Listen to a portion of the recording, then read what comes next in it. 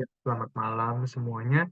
Perkenalkan nama saya Steven. Kali ini saya akan ingin mempresentasikan mengenai emerging issues in managerial accounting untuk membahas chapter 13 dan untuk memenuhi tugas di chapter ini. Oke, yang pertama itu kita ada membahas tentang enterprise risk management. Enterprise risk management ini adalah pendekatan yang dilakukan secara sistematis untuk mengidentifikasi risiko yang bisa terjadi dalam menjalankan sebuah bisnis dengan menilai kemungkinan dan potensi dampaknya yang akan terjadi dengan mengembangkan strategi untuk mengelola dan memitigasi risiko dalam sebuah unit kecil atau sebuah perusahaan. Oke, ada 5 jenis key elements dalam enterprise risk management ini. Yang pertama adalah penentuan risiko, yaitu proses menelusuri seluruh potensi risiko yang dapat mempengaruhi jalannya bisnis. Biasanya kita cari tahu secara detail apa aja sih risiko-risiko yang bisa saja terjadi dalam menjalankan bisnis ini. Lalu yang kedua ada identifikasi risiko. Di proses yang kedua ini biasanya kita akan mengkategorikan segala potensi resikonya dari yang paling high risk sampai paling low risk dan analisa nih dampaknya gimana dan probability-nya resiko ini terjadi itu gimana. Itu adalah proses identifikasi. Dan juga untuk yang ketiga itu ada penilaian resiko, yaitu menentukan nilai dari setiap kategori guna memfokuskan priority dari setiap kategori. Misalkan ada dua resiko, yang satu high priority dan yang kedua adalah low priority. Kita harus memikirkan uh, nilainya yang tertinggi adalah high priority, itu yang harus kita berikan respons untuk selanjutnya. Step keempat yaitu respon risiko. Proses yang menentukan tindakan sesuai dengan kategori. Lalu yang terakhir adalah memonitoring risiko, proses memantau serta menganalisis setiap risiko yang teridentifikasi dan memastikan respons dari risiko tersebut apakah sudah dapat meminimalisir atau bahkan menghilangkan atau malah respons tersebut tidak memiliki dampak apapun terhadap risiko yang terjadi. Oke, yang kedua itu ada business sustainability. Apa sih business sustainability itu? Yang artinya adalah suatu bentuk atau kerangka model bisnis yang memiliki fokus atau tujuan untuk dapat menciptakan sebuah keuntungan dan kehidupan yang jauh lebih baik dalam jangka panjang tanpa mengorbankan faktor yang dapat mempengaruhi kehidupan di generasi selanjutnya di masa depan dengan memperhatikan kehidupan dan keadaan sekitar kita. Faktor of business sustainability. Karena ini adalah tujuannya jangka panjang, yang menjadi target dari business sustainability ini, dengan adanya target ini, maka perusahaan harus memperhatikan beberapa aspek atau faktor penting, yaitu biasa terkenal dengan three bottom line. Yang pertama itu ada lingkungan.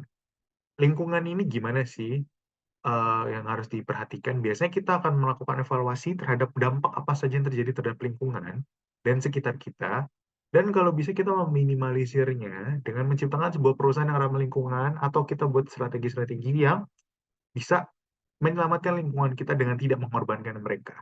Lalu yang kedua ada sosial. Sosial itu mementingkan kesejahteraan masyarakat dan juga pekerja seiringan dengan berjalannya sebuah perusahaan. Ekonomi atau financial.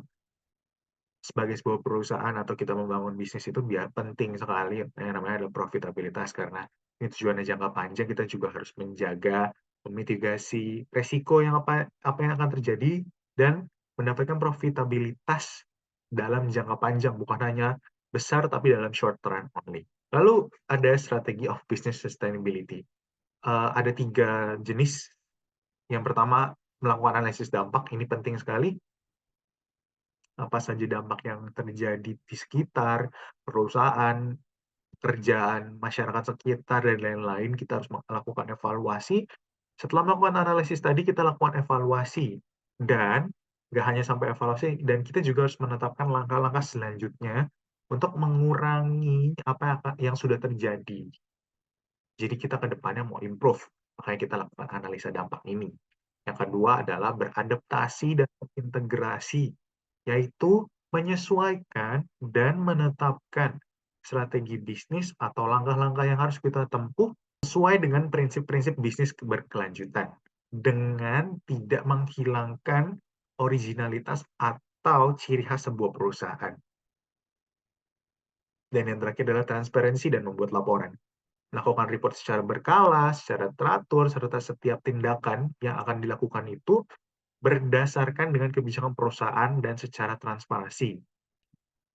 Business sustainability is important. Kenapa? Karena keberlangsungan suatu bisnis tidak hanya seutuhnya tentang mengambil sebuah keuntungan secara maksimal dengan melakukan segala upaya tanpa memikirkan efek sampingnya terhadap sekitar. Suatu bisnis harus memikirkan keberlanjutannya. Jika sebuah bisnis mengambil semua resources dan membuat polusi mencemari lingkungan, akan membuat keberlangsungan makhluk hidup di bumi ini nggak berlangsung lama. That's why business sustainability ini penting dengan menganalisa sekitar kita dan dampaknya. Tantangan terbesarnya terkadang ialah banyaknya gangguan termasuk tekanan dari pemegang saham yang menginginkan hasil jangka panjang, jangka pendek, sehingga perusahaan melupakan hal tentang mengenai business sustainability ini. Oke, lanjut. Yang ketiga itu tentang lean manufacturing and accounting, yaitu proses pendekatan yang terdiri dari dua bidang, yaitu lean manufacturing dan lean accounting, dengan memiliki tujuan mengoptimalkan daily operation pada sebuah perusahaan, seperti melakukan continuous improvement, mengurangi pemborosan yang terjadi, guna menciptakan nilai tambah dari sebuah perusahaan dengan meningkatkan efisiensi, produktivitas, serta kepuasan pelanggan. Base of lean manufacturing and accounting. Lean manufacturing ini lebih ke mencatat atau melakukan breakdown detail langkah-langkah dalam setiap proses produksi yang ada, lalu kita catat, setelah itu kita meminimalisir kalau misalkan memang ada yang perlu, seperti hal-hal yang kurang efisiensi seperti overproduction, waste time, defect, dan lain-lain, serta memperbaiki kualitas dengan fokus utama ya tentu pada keinginan kebutuhan pelanggan. Dan kalau misalkan lean accounting ini mengukur atau mengidentifikasi setiap kinerja operasional, lebih kayak ke lead time, nilai tambah kerja, biaya operasional kerja, ini lebih mengacu ke arah costing dan juga operasional setiap kinerja perusahaan, setiap pekerjanya. Kemudian setelah kita mengidentifikasi secara detail, kita melakukan pencatatan. Dan untuk setiap pemborosan yang terlihat ini lumayan mencolok dan membuat laporan keuangan yang kurang baik, kita harus buat strategi ke depannya dengan penghematan biaya, dengan penyesuaian biaya anggaran agar bisa meminimalisir apa yang waste itu. Nah, tujuannya dari lean manufacturing and accounting ini sebenarnya apa sih? Tujuannya implementasinya adalah memaksimalkan operasional, bukan dengan melakukan pembatasan pada operasional sebuah perusahaan, namun perusahaan tetap beroperasi dengan seperti biasanya, namun lebih efisien lagi dalam proses production dan juga proses costing, sehingga dapat melakukan reduce atau pengurangan terhadap biaya-biaya yang tidak dibutuhkan untuk dapat mengoptimalkan dan meningkatkan profitabilitas perusahaan. Yang terakhir ada international issue. International issue ini apa sih? Namanya juga international issue, yaitu isu yang terjadi uh, secara internasional, skalanya global, tentang akuntansi manajerial. Setiap perusahaan yang terkoneksi antar negara dapat melakukan transaksi perdagangan, kerjasama, maupun menjadi multinational company. Dunia bergerak secara cepatnya di era yang serba digital ini menimbulkan dan memunculkan berbagai tantangan serta masalah yang baru dalam akuntansi manajerial. Dan ini akan sangat berpengaruh terhadap kinerja sebuah perusahaan. Contoh-contohnya adalah international issue. Yang pertama, dasar hukum. Setiap negara pastinya dasar hukumnya beda-beda.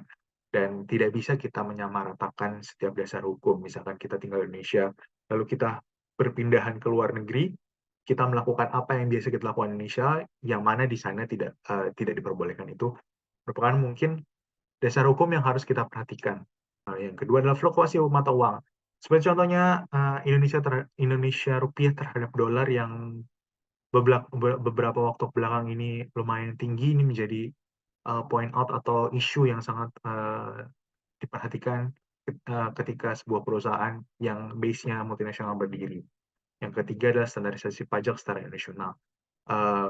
Standarisasi pajak secara internasional ini terkadang tidak bisa disamaratakan lagi terhadap setiap negara, makanya setiap negara biasanya akan mengadaptasinya ke sesuai dengan landasan hukum di negara tersebut, dan juga ada standar akuntansi internasional yang biasanya menjadi obstacle dari sebuah perusahaan karena memengaruhi kinerja perusahaan. International Risk Management. Setiap perusahaan, khususnya yang bergerak secara multinasional, harus memahami setiap detail dari international issue dalam akuntansi manajerial, karena secara tidak langsung akan menghadapi isu atau risk yang terjadi secara global jika ini terjadi secara mendunia.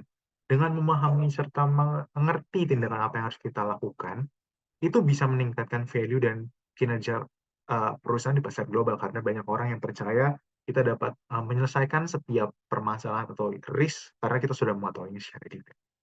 Saya pribadi mengambil contoh Adidas untuk salah satu contoh perusahaan yang mengadopsi dari emerging issue ini, karena Adidas ini salah satu perusahaan yang sangat point out di bidang business sustainability ini. Makanya saya memilih untuk Adidas lead the business sustainability.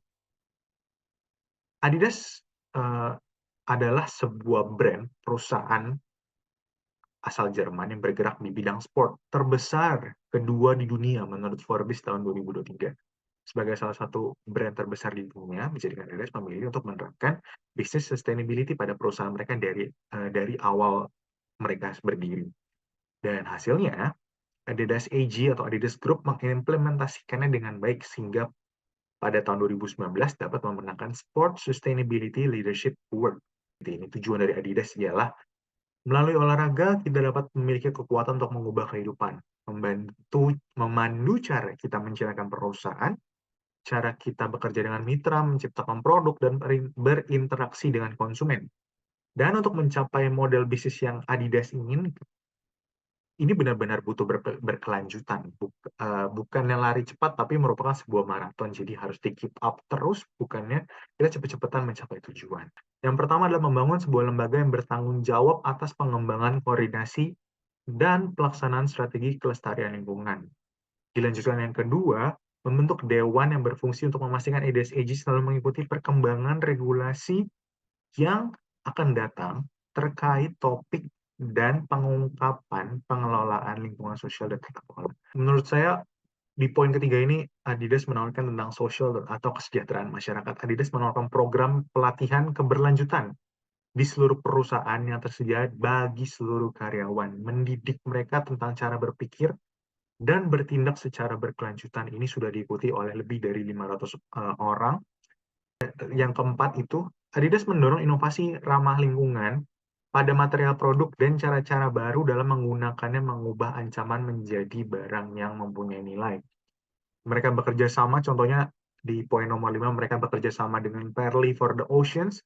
Jadi ada collaboration antara Adidas dan Pearly for the Ocean. Mereka menciptakan sepatu khususnya yang diciptakan dari bahan sampah plastik atau daur ulang yang dikumpulkan dari pantai dan komunitas pesisir sebelum sampai ke laut. Jadi mereka bekerja sama dengan perusahaan, dengan komunitas-komunitas sekitar untuk menjaga lingkungannya dan menciptakan suatu produk yang bernilai, sepatu atau collaboration yang biasanya dikenal dengan Adidas X Partly. Itu menjadi salah satu produk yang diminati oleh seluruh kalangan sports di dunia. Bisa dilihat dengan mereka menjualnya secara limited edition dan itu selalu sold out terus. Dengan kita membelinya, kita juga mensupport gerakan dari Adidas ini, dan juga hasilnya produknya ini pun juga diminati oleh banyak orang. Dan yang terakhir itu tentang bagaimana transparansi. Adidas juga mempercayai bahwa transparansi terhadap stakeholder, khususnya dengan report yang ada, Adidas buat reports yang transparan ke stakeholders dan juga yang lain-lain, itu merupakan hal terpenting bagi mereka. Dan juga perkembangan brand Adidas secara garis besarnya ke publik juga biasanya akan di-share melalui website mereka, dan ini merupakan salah satu hal yang sangat baik karena mereka mempercayai ngebangun trust ke stakeholders dan juga ke pelanggan ini juga membantu dalam menjaga bisnis keberkelanjutan ini. Dengan bisnis sustainability ini, mereka berhasil untuk menciptakan sebuah platform baru dari sebuah brand. Mereka bisa bekerja sama dengan beberapa pihak dengan tidak melupakan lingkungannya, mereka malah memperhatikan banget apalagi tentang sampah sampah daur ulang plastik, mereka menggunakannya dan itu menjadi nilai lebih perusahaan ini. Baik, terima kasih atas waktunya, atas kesempatannya untuk bisa mempresentasikan hasil dari chapter 13 ini. Kurang lebihnya mohon maaf dan terima kasih.